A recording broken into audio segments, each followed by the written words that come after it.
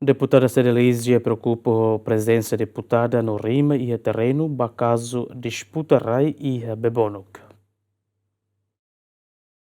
Deputada CNRT Cedelísia Faria dos Santos atone a preocupação com a presença deputada Nurima Alcatiri, Banhira e terreno, Tribunal Halo Execução Barrai e a alinhamento entre Suku Bebonuk nebe e a disputa entre Lourdes Menezes ou Maria Alcatiri. Ne considera a presença deputada ne halo perturbação da situação e a terreno. Preocupa em tua a situação na bema acontece a Suku Bebonuk a fuenda da Liuba, na bema que a senhora Lourdes e família enfrenta.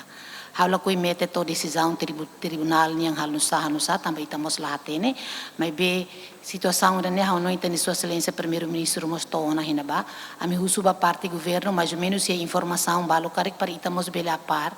tambah nessa representante povo ita preocupa intuan a mi preocupa liutang mako ita ninia malu desculpa hau kuliah ne ita ne deputada balo mustumba hinaba ba ita perturba ita ninia emadian estrada na bacareta hatu lau mamai buat cerne hotu ita ba histori malu he itania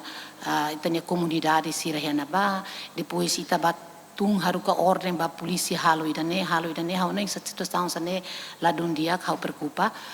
hau aprecia ba itania malu pentele sirah ne be mak firme ho sirne decisão e terreno apreciamos ba itania advogado Timoruande kita mesak Timoruande si boto tutu kita resolve o dia liutang mai be ami husu na fatem ba parte governo li liu teras bele serviço a moto com Ministério Justiça o tribunal para haba uin bele sa sansir ne bele ita diminui tia per la bela acontece buat sen ha preocupa também tani líder nacional ne be mita auto respeita mos be tengi ba ia terreno hansa li liutang au dia tani deputada ida ne be maka